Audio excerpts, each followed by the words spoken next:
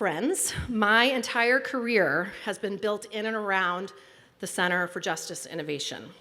It was the first place that I worked out of college. And I think that's a 23-year-old Courtney in 1999 at an event at the Crown Heights Community Mediation Center, which some of you may remember back in the day. It's a place that I call home and I keep coming back to. And the reason is simple. We don't just talk a big game. We innovate, we build, and we change systems to create a new status quo, one that's more just, more fair, and more safe for everyone. A lot of our ideas were pretty radical when we first came up with them, but now they're business as usual. That's because our approach requires partnership, listening, and a healthy dose of humility. These innovations don't always make the headlines, but they are the real solutions, the building blocks of a new vision of justice that replaces an era of mass incarceration and distrust in public institutions. Take the Midtown Community Justice Center, the country's first community court, and our very first project. It was a true cross-sector partnership that led to that innovation, forged in a partnership with government, the private sector, business, local businesses and residents, and nonprofit organizations. And it kickstarted a movement answering a simple but neglected question: why are people cycling through the court system? And what effective tools can meet those needs while also making our communities safer? From this initial concept, drug treatment and mental health courts, domestic violence courts have become central to how New York State, indeed the nation, has delivered safety and justice for the last 25 years. 15 years ago, we piloted a new public health approach to reducing gun violence in one Brooklyn neighborhood, Crown Heights. Today, dozens of programs like this exist around New York City, and New York City is now a leader in the field. One final example. When we quarterbacked the Independent Rikers Commission 10 years ago, the idea of closing Rikers seemed like an impossible dream. Today, closing Rikers is the law of the land, and thanks to many colleagues here in this room, it will happen.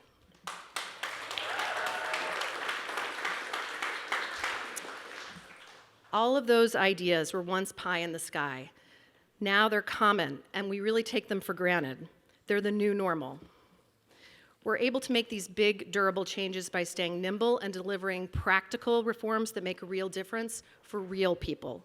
One measure of that I'm particularly proud of is that nearly 70,000 New Yorkers were directly served by our programs last year alone, and that doesn't count all of the residents and people walking the streets in the neighborhoods that we work in who are positively impacted as well.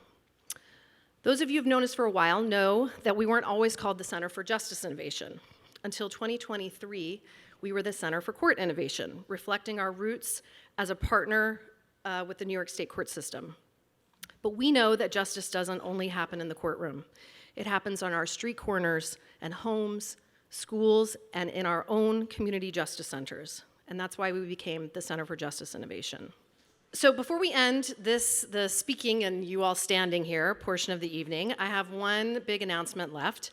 Many of the people in this room, you all are New Yorkers. A few of you may be New Jersey people, but we'll count you as New Yorkers because apparently, that's now with FIFA and the World Cup, New Jersey and New York, it's all the same, right?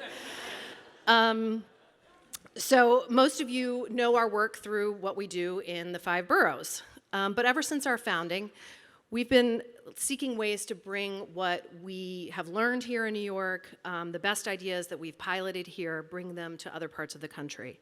And also to learn what's working in other parts of the country to bring it back to New York. So from Portland, Maine to Portland, Oregon, from the state of Georgia to the country of Georgia, courts and communities across the globe are building on a foundation that we have created here. And today I'm excited to announce our latest innovation, introducing Community Justice Solutions, our new national venture that will bring the best of our proven on-the-ground innovations to the world.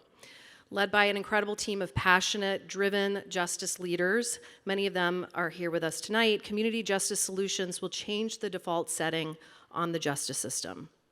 What does that look like? It means helping communities stop violence before it starts.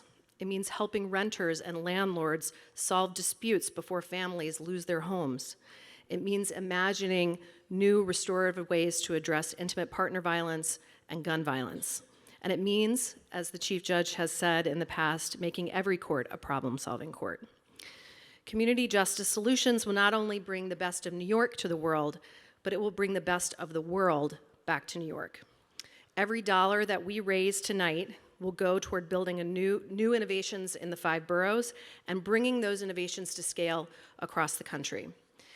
Despite the challenges our mission faces, especially the pullback, to put it mildly, of the federal government, communities around the country still need solutions that create safety and justice, and we're here to help them do it.